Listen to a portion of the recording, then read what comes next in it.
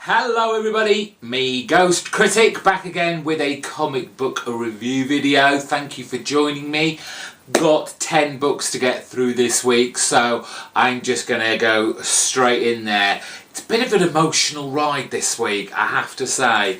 But we're kicking off with one that I least liked this week from my stack, and it was issue 16 of Images They're Not Like Us from Eric Stevenson and Simon Gain. And the only reason that I really didn't enjoy this very much, because there seemed to be a lot going on, a lot of things that seemed to have great importance and seemed to be building to something. But the fact is, I don't know what's going on anymore, because it's been so long since the last issue came out that the actual momentum of the book has gone.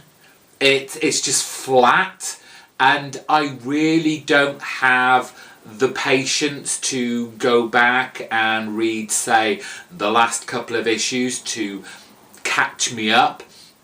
I mean, I've always thought, you know, Marvel does it a lot. They have that first page which is almost like a recap of what's been going on to catch up, and a lot of Image books do it as well. This has none of this. If you saw my video on Wednesday, you'll have heard me say that this felt very thin.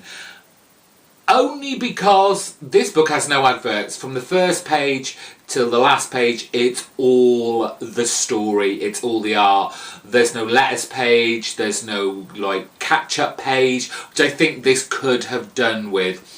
The artwork by Simon Gain is fantastic, Jordie Bellaire colouring it superbly, but story-wise, it's just gone far too long a break for me to remember the implications of what is going on. There are some big things, and I'd love to know if anybody is still reading this, because I don't remember anyone reading it to begin with. But there's just no connections to any of the characters anymore. So unfortunately, it got put to the bottom of the pile.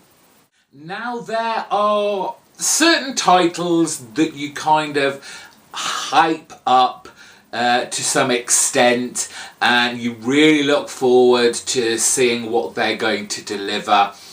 And when you get that first issue, after the excitement building and building, and it doesn't deliver what you're hoping for, your first issue for me, I kind of give it a pass.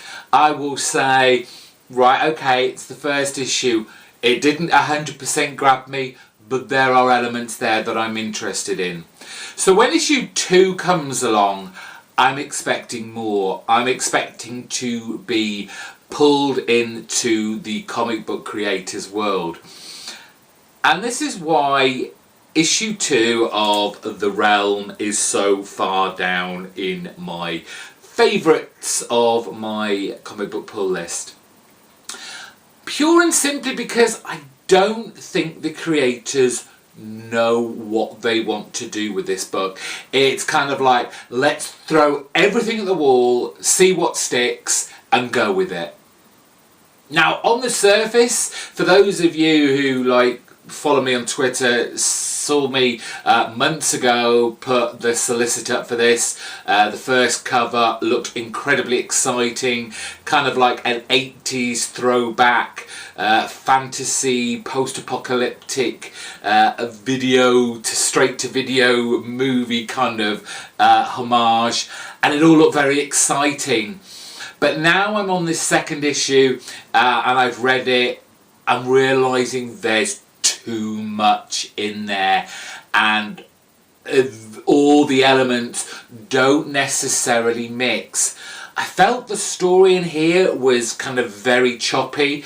I almost thought that I'd skipped a page, like 2 pages had stuck together and I'd missed out, because the action or the story just kind of went from there to there in a flash. It was like, well, how did they just get from there to there? And then you have this throwing in of kind of like the supernatural, the demons, kind of black magic up against kind of like orcs and trolls, and then you have this kind of, not a bounty hunter of sorts, all these guides, kind of nerdy scientists, all on the backdrop of this post-apocalyptic landscape, and none of it really fits together.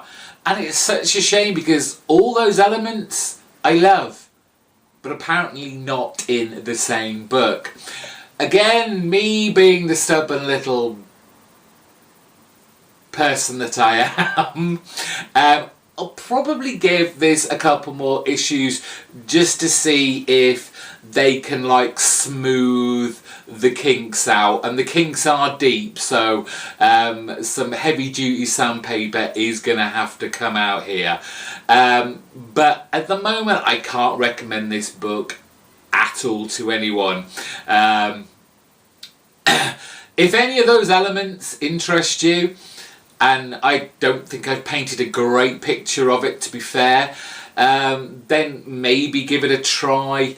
I don't know how appealing this book is going to be to a lot of people. As I said, there's a lot of elements in there that will appeal to you, but mashed together, there's nothing there.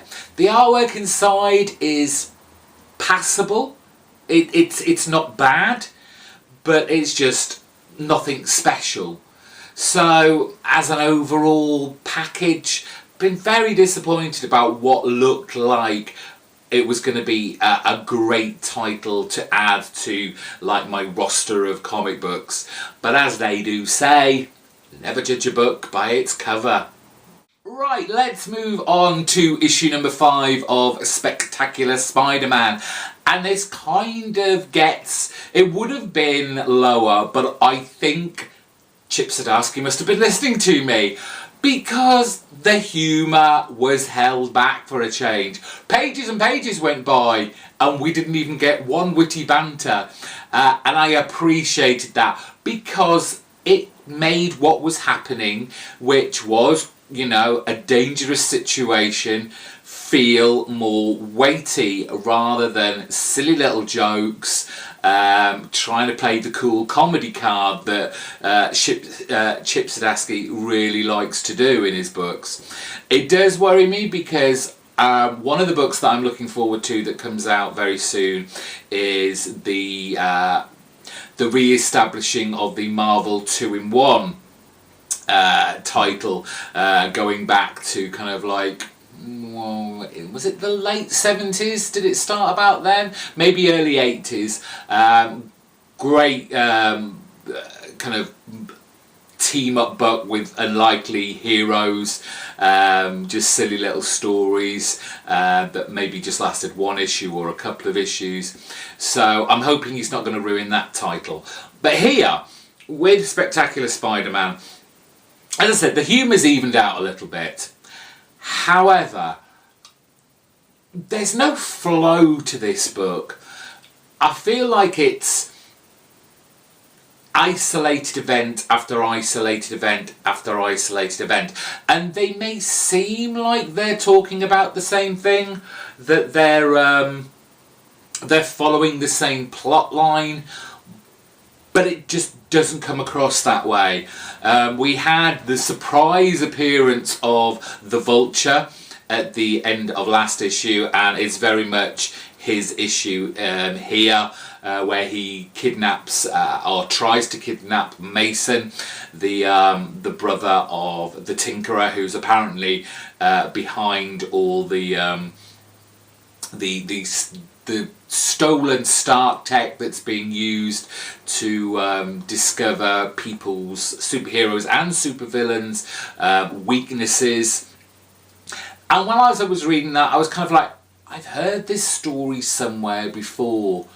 Not at Marvel, but at DC. It sounds very much like the whole Batman thing from many years ago, where he had contingencies just in case all his fellow Justice League teammates ever went rogue, and he knew their weaknesses, and he had certain things that he could stop them from taking that step down the wrong path. And I got kind of reminiscences, is that a word, of that story, but hopefully Marvel will move away a little bit from that and make it its own.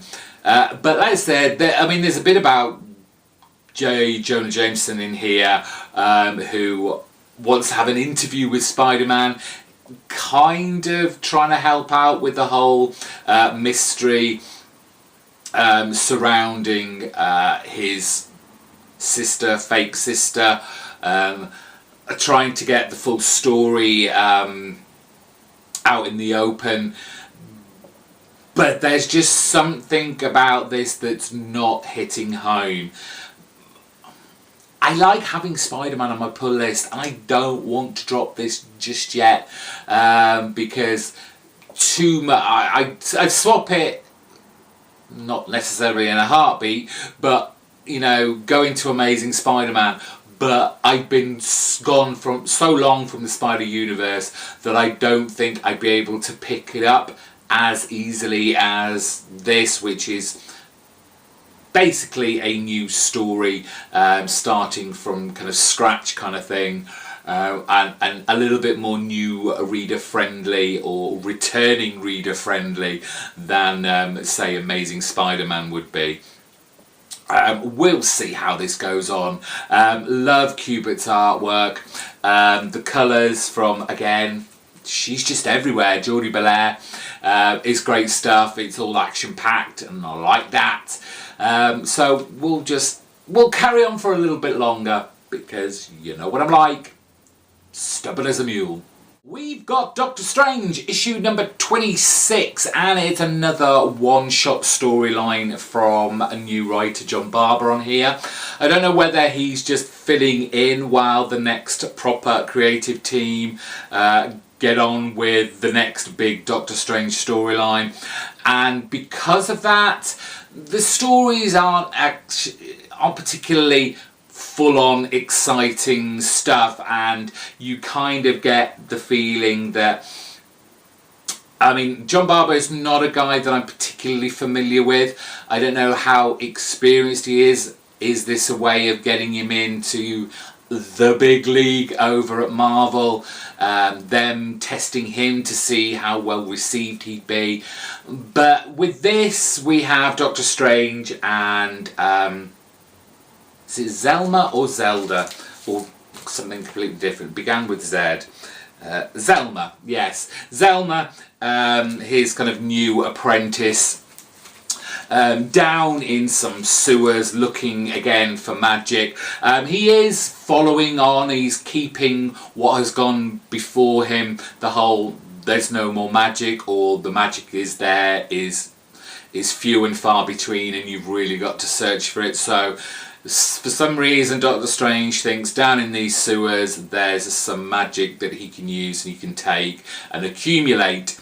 However, what he finds is these, I guess you call them catacombs, that has all manner of strange creepy baddies in there, or at least that's what we first think, but they're not really baddies. They just want they're kind of stuck in limbo. Their souls have turned dark while being trapped in these catacombs, and they just want to be free.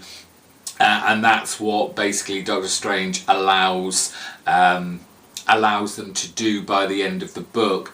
A lot of this, and it is kind of clearly setting stuff up with him and Zelma being his kind of new apprentice, and their relationship and how they are going to work with each other, and almost learn from each other, not just Stephen Strange being her mentor, but he's kind of learning stuff from her as well.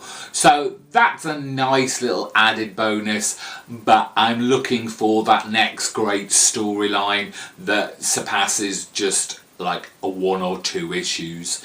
So looking forward to that. The artwork by Henriksen, it's okay. I obviously am missing Chris Picciello's artwork on here. It's certainly of the mystic magic quality.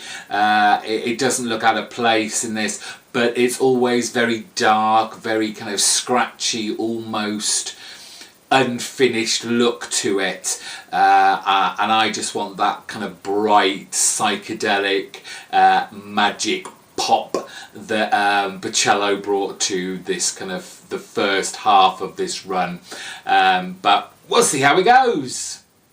Super Sens issue 9 from DC.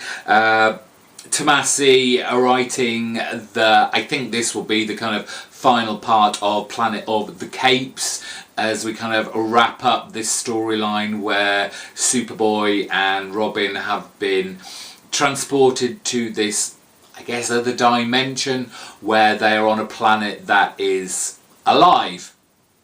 This planet is going around basically destroying anything in its path, amalgamating itself with everything it comes into contact with. And with this issue, as fun and as exciting and as action-packed it is, it's standard superhero fare with these 2 teenagers trying their hardest to work with each other. It's nice little touches where, you know, the two, it's always thought that Robin is the guy who, you know, who's going to get them out of everything, who's got the power, though he's not necessarily, you know, like Superman or Superboy. He's just smart, he's agile, he's trained his body and all that. He doesn't actually have powers as such. So it's nice to have those little touches where he's kind of knocked off his pedestal somewhat and made to look not foolish in front of Superboy, but not as superior as he likes to think himself, as Superboy on several occasions in here gets them out of many a scrape.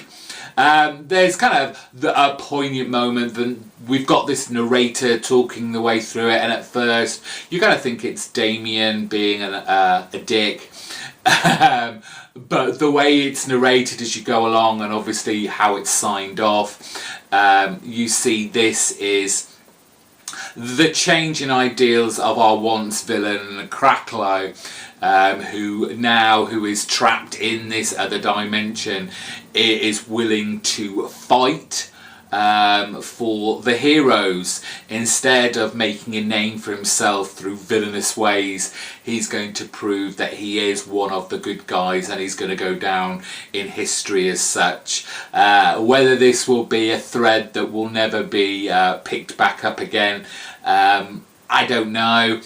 It'd be nice to see him come back as more of a hero rather than the villain that we know him as. But as I said, fun, colourful, youthful, standard fare, which is why it isn't as high up in my favourites this week.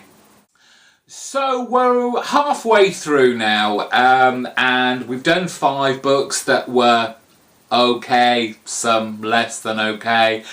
The top 5 were very, very difficult to put in a kind of best of order because they were all cracking books. And just quickly, apart from 2 of them, sorry, they all come from Image, which anybody who's seen me before, it comes as no surprise. So it's with a little reticence that I have at number 5, if we're going to do a countdown, issue number 19 of Matt Kint's Department H. The great thing that I appreciated about this issue was that we kind of got back to what this book was all about, and it was who has killed Harry. The guy right at the very beginning, his daughters come down to find out who it is that's killed him, and we kind of left that for a long time, And rightly so, because she basically has a little bit of trouble surviving the whole ordeal of being down in this kind of ocean bed science lab. And it's not that they are not still in danger here. As we saw at the end of last issue, the submersible that was going to take them back to the surface ran out of power and is lying on the seabed, and we all just thought, well, how are we going to get out of this? So we have someone who's looking after them, because we get these kind of mini little kind of submersibles that attach itself to the submarine, give it some power so they can get up to the next docking station as they're making their way up from the depths of the ocean. And we get another of those kind of flashback stories that may or may not have clues as to who killed the father, the lead scientist of this group, and that's Bob, the security guy. And we find out all about his past and how he worked for the government doing all those kind of shady kind of assassinations and killings, and then getting disavowed and then going freelance and somehow ending up as the kind of security detail for this science team. But we don't seem to be any closer to finding out who the culprit is, and we haven't got that much longer to find out. This is the start of the last story arc of this book. I think we all knew that this story had to have a finite ending, and it is coming to an end. There are only 5 more issues of Department H now, so if you're wanting to read this, I would suggest maybe waiting for the trades now. I'm sure there must be at least a couple of these for you to read, and I would recommend you, because it's a great murder mystery with some kind of survival horror storyline in there as well. Beautifully drawn and coloured by both the Kints, Matt and Charlene. I don't know why it took me so long to get into Matt Kint's work. I'm glad I bought Mind Management in all those nice hardback trades.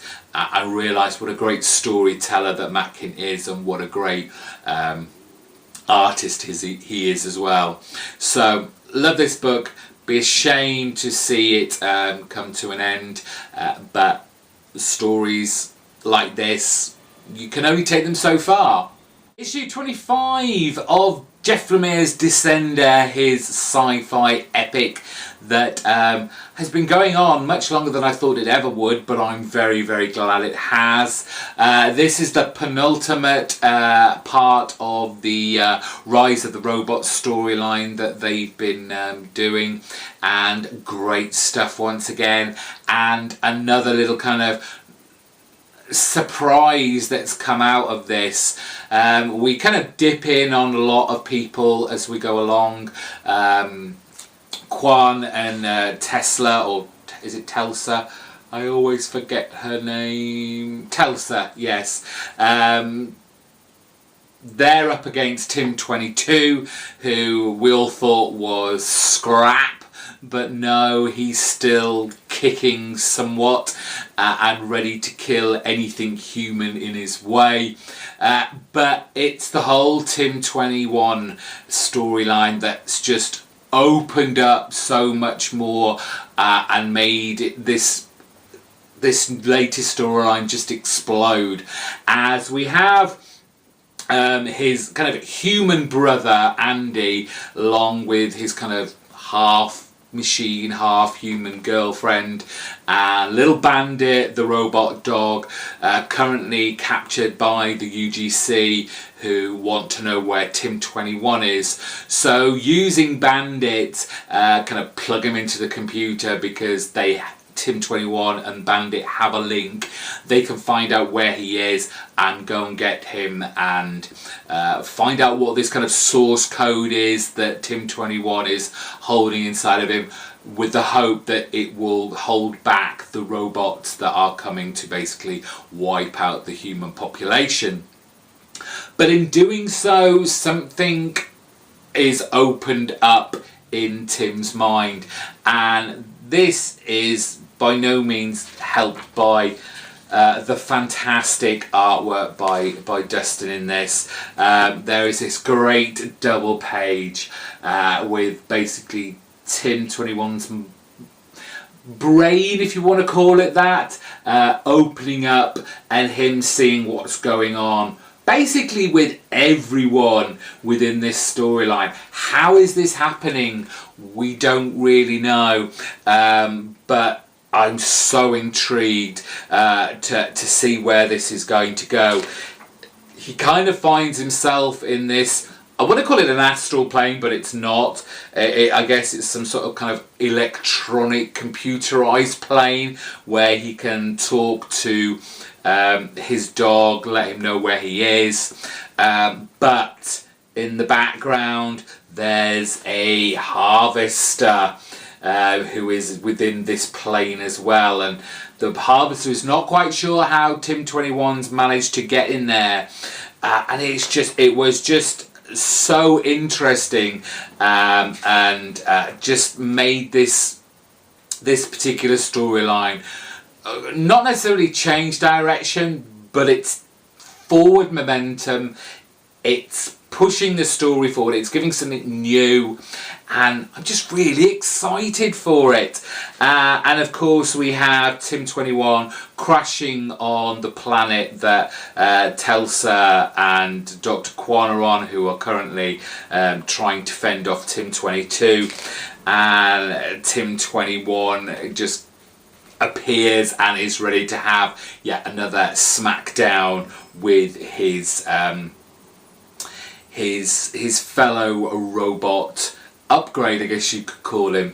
But fantastic book, love Descender, great sci-fi storyline, love this book. Please go and support it so we can get much more, because I'm sure there's lots of stories within this universe that Jeff Lemire could tell. So as I said, the top 5 books were definitely very difficult to put in an order of enjoyment, and as we get even closer, my life was made even more and more difficult.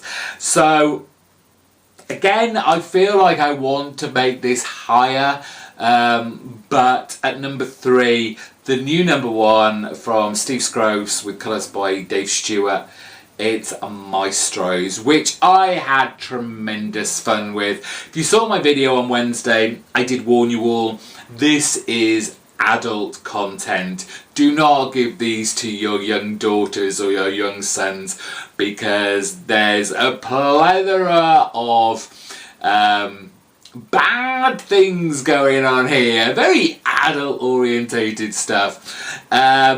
Set in this kind of fantastical world where we have what appears to be quite a benevolent ruler, our maestro.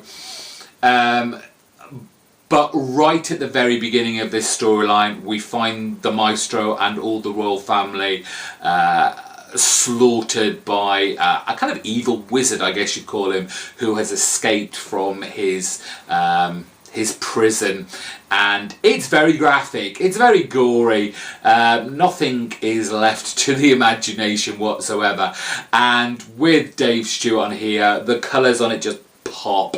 It's very lurid, it's very in your face, and then we get this kind of side story. Well, it's all in there, but we have this idea that now all the royal family has basically been killed. There's no heir to this throne for this fantastical world, apart from the fact that we meet 2 characters who were essentially part of this royal family, but they were what's the word I'm thinking of? Exiled.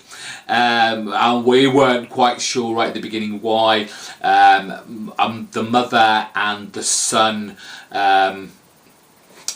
of this now dead maestro.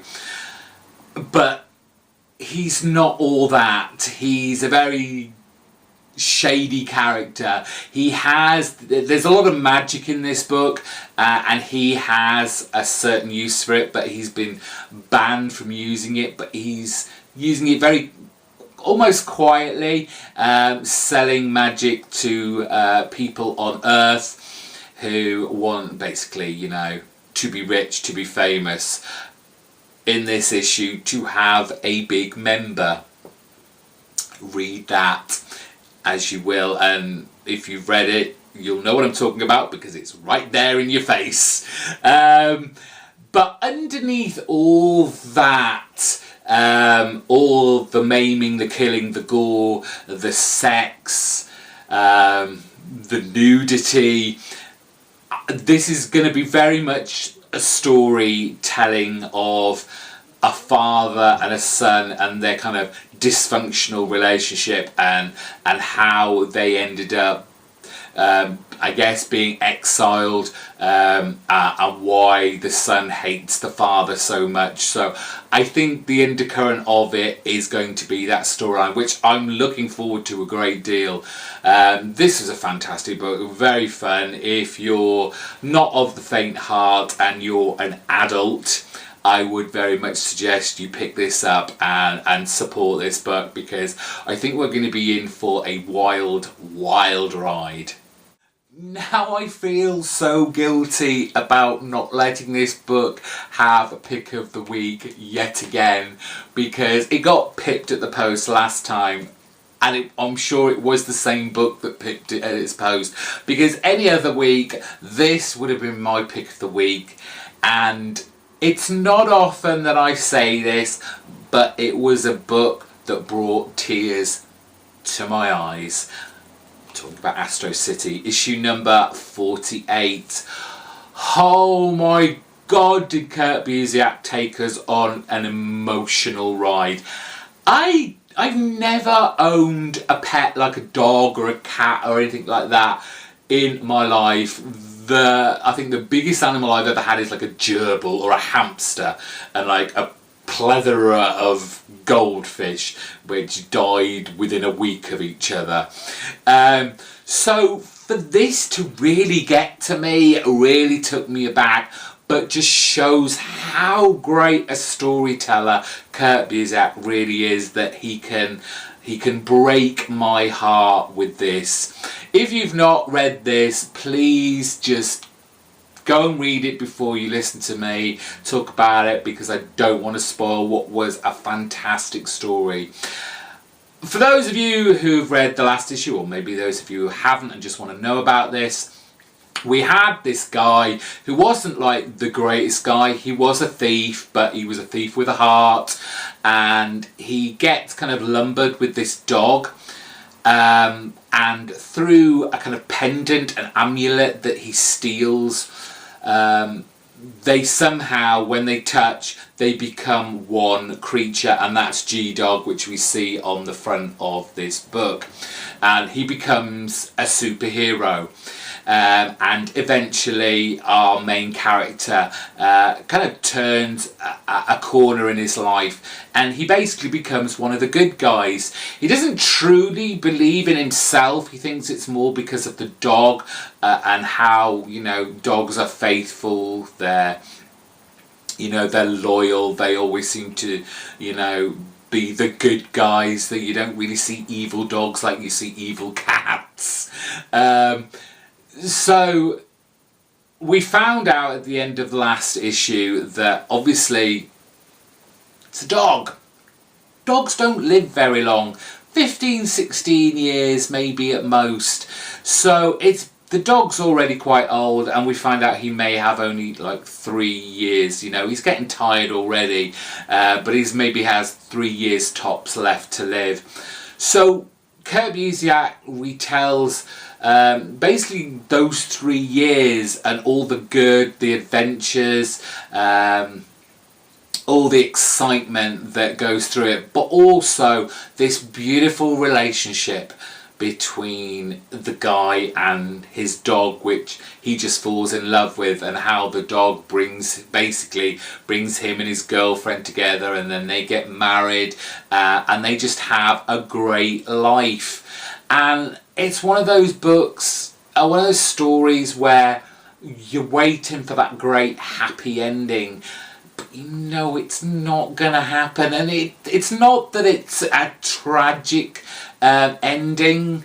The dog just dies naturally. Yeah, there we go, I said it. The dog dies at the end, and you have this lovely couple of pages, you know, kind of the dog floating up to heaven in a bright light.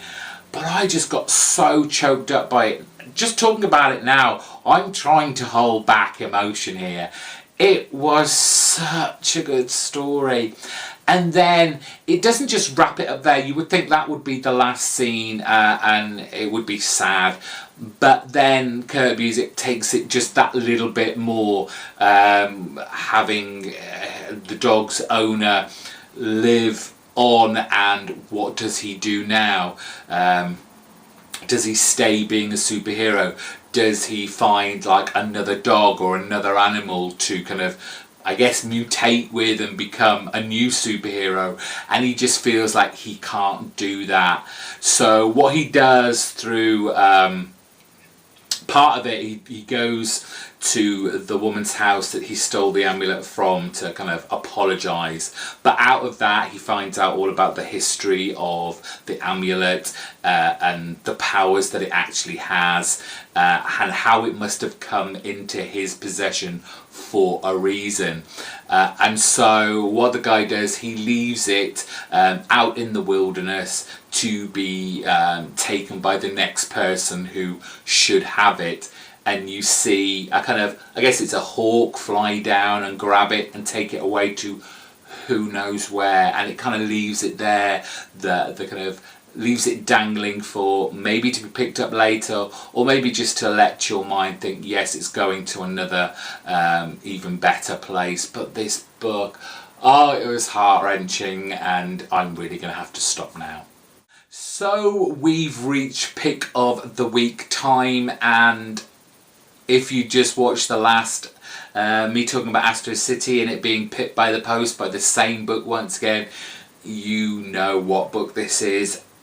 And I can't believe how clever Mr. Brubaker is. Issue 13 of Kill or Be Killed.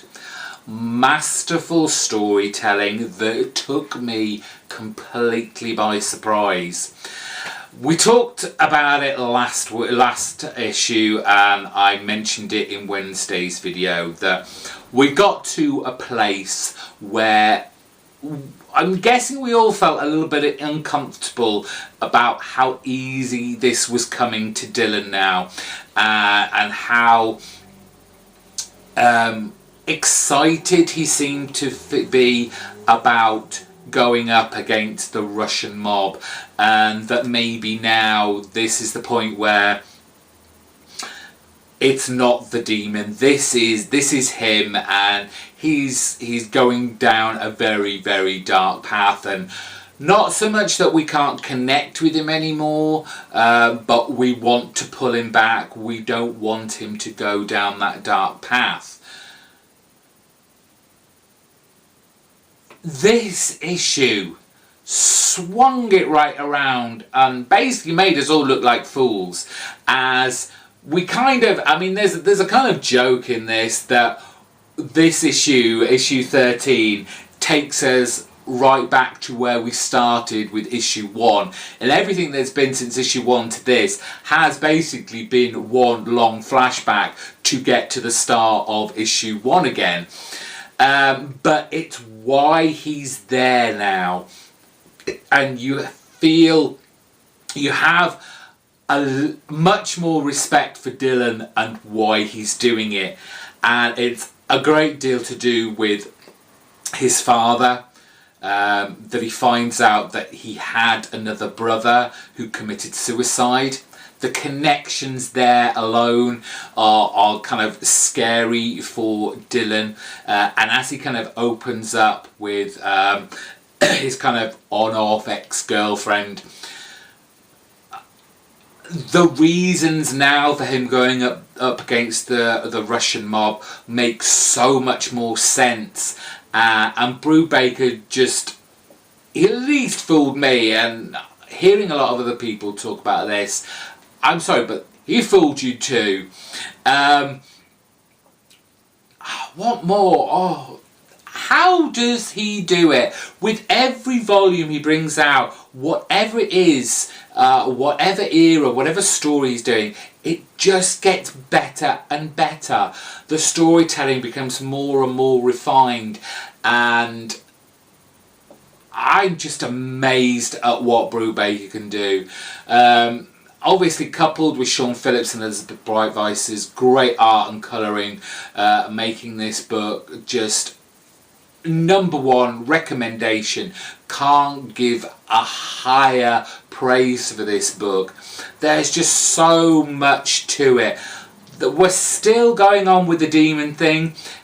I'm still not sure whether it's real or not, and I'd like it to be, but now there is that kind of curse of this family. What is the connection? Why is his father, why did he put that demon into so many of his paintings, his drawings for these magazines? What is the connection? There's obviously some sort of kind of medical history of suicide and depression in the family, and it is filtering down. Is it going to stop with Dylan? When this whole mafia storyline has ended, however it is going to end, how is Dylan going to cope going forward with that? There is just so much fantastic stuff in here that I just need you all to go out and buy it. Catch up in trade. These have been the highlight for me of 2017. Every issue has got better and better to not only read but to look at. Fantastic package. Please go and find this book and support it. It deserves it. And that's it for me this week. All 10 books have been done. Thank you very much for getting through that with me. There were some emotions going through there. Please let me know in the comments section down below what books you've been reading that have got you really excited and full of emotion and passion and excitement. And give this video a big thumbs up. And if you've not subscribed to my channel yet, why not? Hit that red button so you don't miss any more of my videos. Thank you very much for watching. I will see you next Wednesday with some new books. Bye bye.